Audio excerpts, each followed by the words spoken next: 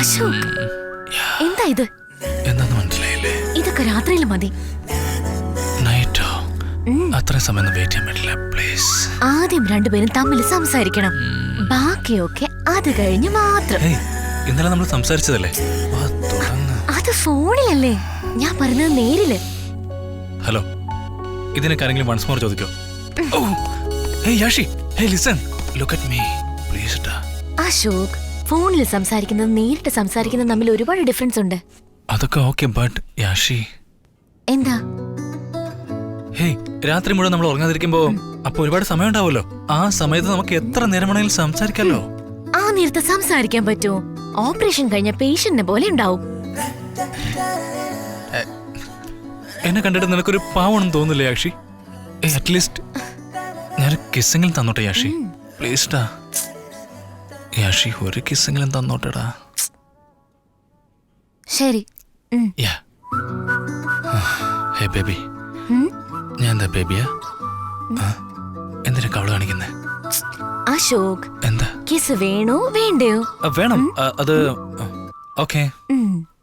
Starters ഞാൻ ഇവിടെ നിന്ന് തുടങ്ങിക്കോളാം. മെയിൻ കോഴ്സ് ഞാൻ പിന്നെ നോക്കിക്കോളാം.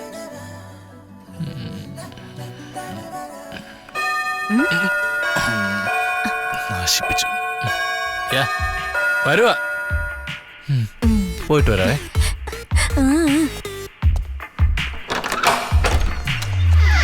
വാച്ച്മാൻ, നിങ്ങളിതുവരെ പോയില്ലേ? സൈക്കിളിന്റെ താക്കോല് മറന്നുപോയി സർ, ഒന്ന് എടുത്തോട്ടെ. ശരി, വാ, കയറി എടുത്തോ. ആ,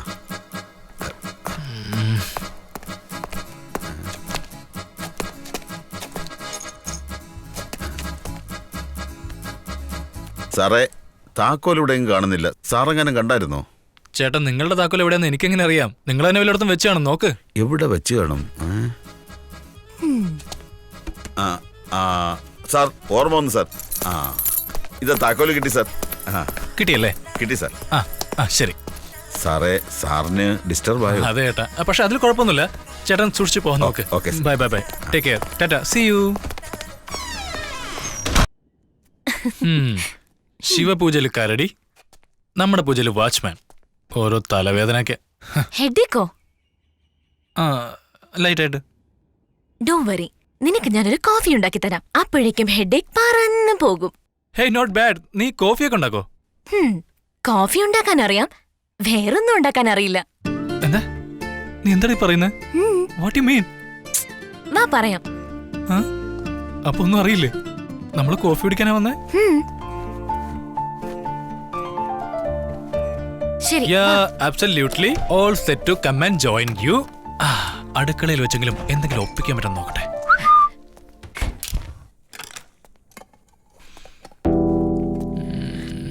അശോക്, ഞാൻ അപ്പോഴേ പറഞ്ഞതല്ലേ രാത്രി ആവട്ടെ എന്ന്.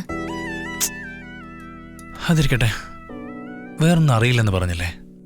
നിനക്കെന്താണ് അറിയാത്തെ? പറഞ്ഞാ നീ എന്നെ തെറ്റിദ്ധരിക്കൊന്നുമില്ലല്ലോ അല്ലേ? ചുമ്മാ പറ. നീ ഡേറ്റിംഗിന് വിളിച്ചു, ഞാൻ വന്നു. പക്ഷേ അതിനെപ്പറ്റി എനിക്ക് കൂടുതലൊന്നും അറിയില്ല. നീ എന്തി പറയുന്നേ? അതെ, ആ സബ്ജക്റ്റില് എക്സാം വെക്കുകയാണെങ്കിൽ ഞാൻ ശരിക്കും തോറ്റു പോകും. വെറുതെ കള്ളം പറയല്ലേ.